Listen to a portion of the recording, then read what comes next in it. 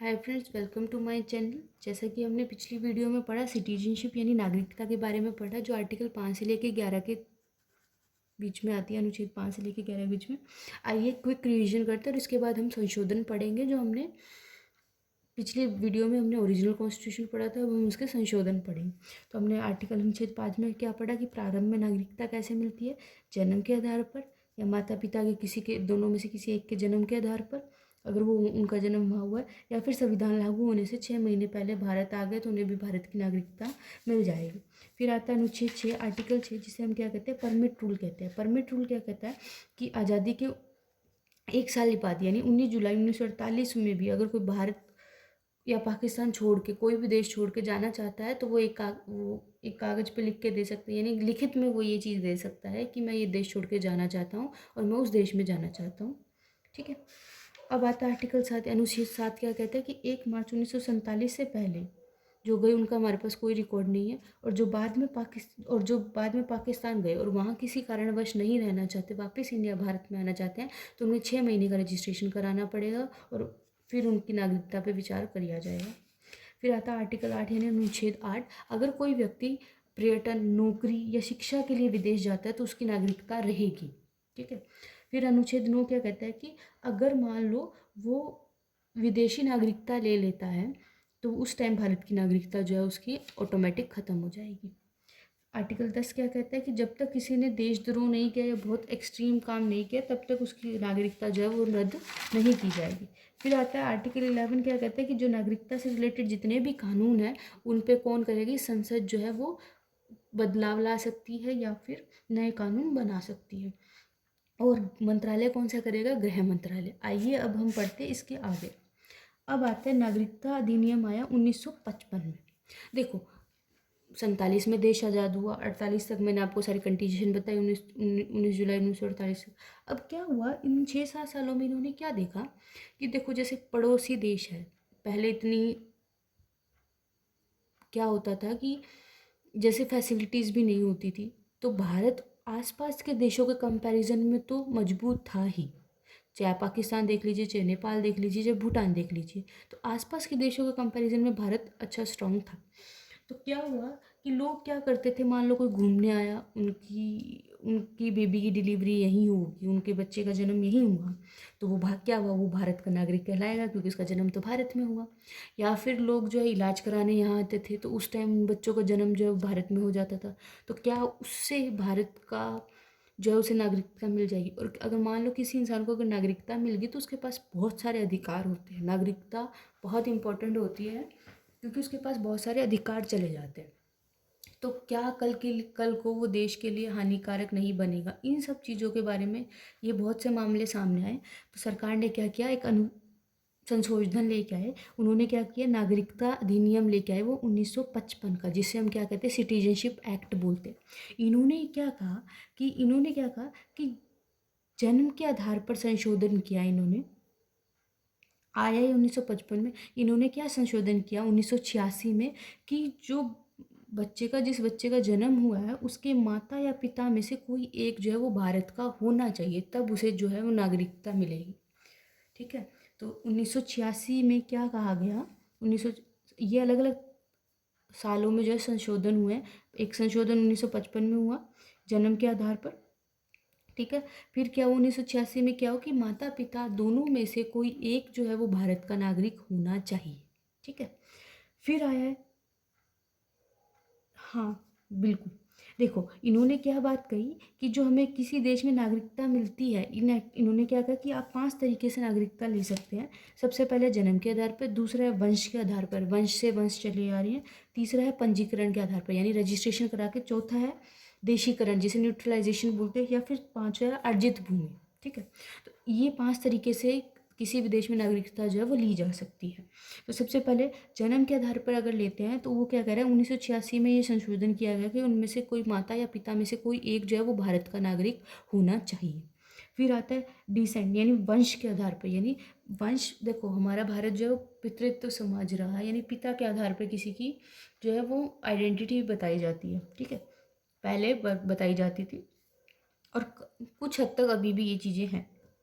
तो इन्होंने क्या किया, वंश के आधार पर इनका क्या कहना था कि अगर मान लो किसी बच्चे का पिता जो है वो भारत का है तो उसे भारत की नागरिकता मिल जाएगी। और जैसे हम सभी को भी जो है वो नागरिकता वंश के आधार पर मिले, क्योंकि हमारे पूर्वज जो है वो भारत के रहे हैं, जैसे हमारे माता पिता हो गए, फिर हमारे दादा दादी हो गए, तो उस वजह से। तो इसमें भी एक संशोधन क्या लाया गया 1992 में कि माता या पिता दोनों के आधार पर जो है वो मिल सकती। ऐसा नहीं है कि सिर्फ पिता है तो वंश के पिता के आधार पर ही मिलेगी, माता के थ्रू अगर वंश चल रहा है तो माता के आधार पे भी उसे जो है वो, अगर माता भारत के तो उसे वो क्या मिल सकती है, नागरिकता मिल सकती है। ये 1992 में संशोधन आया। फिर आता है रजिस्ट्रेशन में पंजीकरण के थ्रू। पंजीकरण कैसे, मान लो कि भारत के किसी सदस्य से किसी ने विवाह कर लिया, भारत मतलब कोई विदेश का नागरिक है, किसी और देश का नागरिक है, और उसने भारत के किसी से भी लड़का या लड़की से विवाह कर लिया, या फिर उसने यहाँ 7 साल लगातार रहा हो, वो नौकरी करी हो, तब क्या कर सकते हैं वो, तो वो पंजीकरण वो रजिस्ट्रेशन करा सकता है। तब गृह मंत्रालय उस पर विचार करेगा और उसे बता दिया जाएगा कि उसे नागरिकता मिलेगी या नहीं। ठीक है, इसमें भी कोई कंपल्शन नहीं है कि 7 साल हो गए तो गृह मंत्रालय उसे नागरिकता दे देगी, वो बस एक रिव्यू, वो एक बार रिव्यू करते ही हैं। ठीक है, उसके बाद आता है देसीकरण। देसीकरण यानी न्यूट्रलाइजेशन। अब जैसे मान लो कोई किसी और देश का नागरिक है, मान लो वो भाषा में बहुत अच्छा है या वो कला में बहुत अच्छा, जिसे भाषा आती हो, फिर वो कला में बहुत अच्छा हो या विज्ञान में बहुत बड़ा जानकार हो। मान लो कोई वैज्ञानिक है, उसे हम हमारे भारत में लेके आए और उसे हमारी भाषा भी आती है, हिंदी भी उसने सीख ली, और वो 10 सालों से यहाँ काम कर रहा है, तो वो अगर वो चाहता है तो उसे यहाँ की नागरिकता मिल सकती है। गृह मंत्रालय उस पर विचार करेगी। जैसे कि आपने बहुत फेमस सिंगर सुने होंगे अदनान सामी, तो वो क्या है, कला के क्षेत्र में, वो गाते बहुत अच्छा है और उनको 10 साल यहाँ हो गए तो उन्हें भारत की नागरिकता मिली है इसी बेस पे। फिर आता है अर्जित भूमि यानी एक्वायर्ड भूमि। एक्वायर्ड यानी हमने किसी देश की सीमा अपने में मिला लिया, कोई और देश हम में आके मिल गया, तो वहाँ के जो लोग हैं उनकी ऑटोमेटिक नागरिकता जो है वो उन्हें हमारे देश की मिल जाएगी, भारत की नागरिकता मिल जाएगी।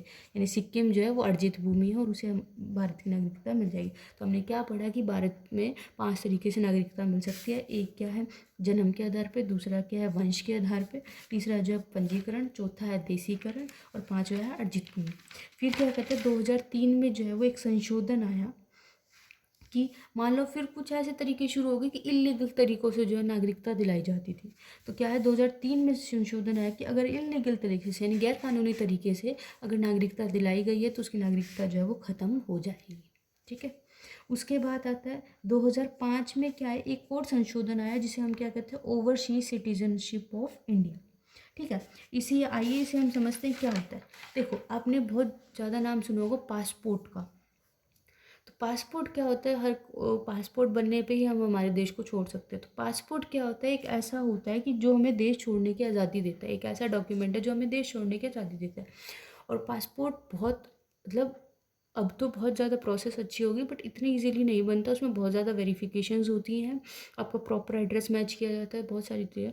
तो आपके पास अगर पासपोर्ट है तो आपका सबसे वैलिड जो है वो डॉक्यूमेंट है, क्योंकि सबसे वैलिड डॉक्यूमेंट आपका पासपोर्ट है, क्योंकि वो बहुत सारी जो है वो प्रोसेस के थ्रू होकर गुजरता है, और वो क्या करता है, हमें देश छोड़ने की आज़ादी देता है।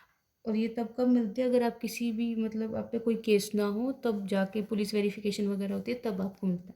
फिर आपने नाम सुना होगा वीज़ा। वीज़ा क्या होता है, पासपोर्ट तो हमने देश छोड़ने की आज़ादी दे दी, हमें अगले देश में किसी देश में तो एंटर होना है, तो अगले देश में एंट्री जो है वो वीज़ा कहलाती है, वो वीज़ा के थ्रू मिलती है। अब कुछ ऐसे देश हैं जो वीज़ा फ्री हैं, कुछ ऐसे देश हैं जो वीज़ा हम वहाँ पहुँचेंगे उसके 1 घंटे में वो हमें वीज़ा दे देंगे, और कुछ ऐसे हैं जिनका हमें पहले पूछना पड़ता है। यानी वीज़ा क्या है, एक पूछने का तरीका है कि हम क्या आपके देश में आ जाएं, तो वो 15 दिन पहले या 1 महीने पहले या उससे भी ज़्यादा टाइम से पहले पूछना पड़ता है।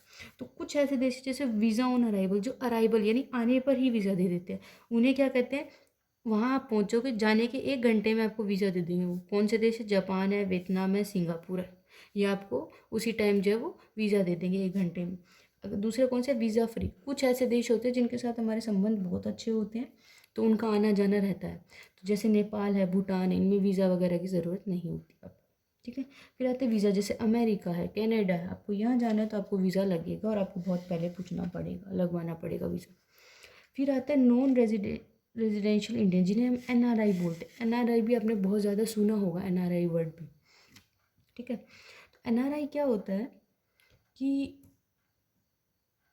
हाँ जी, एनआरआई क्या होता है कि आपने देखा होगा कारगिल, जब हमने न्यूक्लियर टेस्ट किया था 1998 1998 में, तो भारत जो अमेरिका है उसने भारत का हर तरीके से मतलब बैन कर दिया था कि कोई इसके साथ कांटेक्ट नहीं करे। जैसे रशिया यूक्रेन वॉर में सबने रशिया को ऑलमोस्ट बॉयकॉट कर दिया, ठीक है। तो इसी तरह से भारत के साथ भी हुआ था। तो उस टाइम पे क्या हुआ, भारत को रशिया ने भारत को बैन कर दिया हर तरीके से, मतलब फिर 1999 में 1999 में क्या हो गया, कारगिल का युद्ध हो गया। तो भारत की जो अर्थव्यवस्था है वो बिल्कुल चौपट होने की कगार, मतलब काफ़ी ज़्यादा नुकसान हुआ, बहुत डगमगासी हुई। तो उस टाइम पे क्या हुआ, जो एनआरआई लोग थे ना, जो यहाँ के लोग विदेश में काम कर रहे हैं, उन्होंने क्या किया, भारत को पैसा भेजा और भारत की अर्थव्यवस्था को वापस वापस ट्रैक पे लेके आए। तो वो एनआरआई लोग कौन होते हैं, जो कम से कम विदेश में 6 माह रहे हो, चाहे वो पढ़ने के उद्देश्य से रहे हो, चाहे वो काम करने के उद्देश्य से रहे हो, किसी भी उद्देश्य से रहे हो, पर कम से कम वो विदेश में जो वो 6 महीने रहे हो, उसे हम क्या कहेंगे, एनआरआई कहेंगे, ठीक है। उसके बाद आता है पर्सन ऑफ इंडियन ओरिजिन।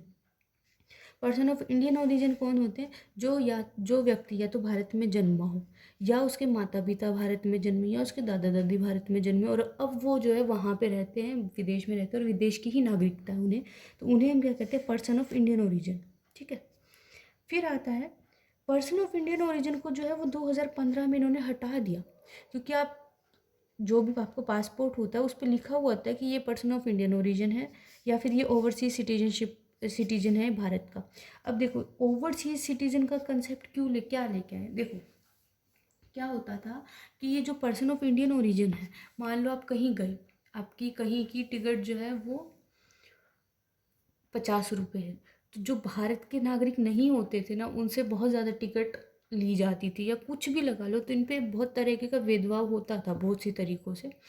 तो उस भेदभाव को कम करने के लिए इन्होंने क्या कंसेप्ट लेकर, ये ओवरसीज सिटीजनशिप ऑफ इंडिया, ताकि इनका जो है इन लोग इनसे भेदभाव ना करें, या किसी भी सरकारी गैर सरकारी जगह पे इनसे भेदभाव ना हो कि ये भारत के सिटीजन नहीं है, या इन्होंने छोड़ दी भारत की नागरिकता उस बेस पे, ठीक है। और ये जो ओवरसीज सिटीजनशिप ऑफ इंडिया है वो हर किसी को नहीं मिलता है। ऐसा एनआरआई जो भारत का जो, या फिर पर्सन ऑफ इंडियन ओरिजिन, या एनआरआई जो बहुत बड़ा उद्योगपति यानी, या फिर बहुत ज़्यादा उसने इन्फ्लुएंशियल पर्सन बोल सकते हैं, जो बहुत ज़्यादा प्रभावशाली पर्सन हो, उसे क्या करते हैं, ओवरसीज सिटीजन माना जाता है और इसे ओवरसीज सिटीजनशिप मिलती है, ठीक है।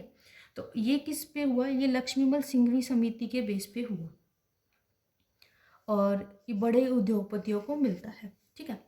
तो आज का लेक्चर जो है वो हम इतना ही रखते हैं, इसके बाद में जो हम आपको नेक्स्ट वीडियो में बताएंगे, ठीक है। आपको लेक्चर कैसा लगा कमेंट सेक्शन में ज़रूर बताइएगा। Thank you so much.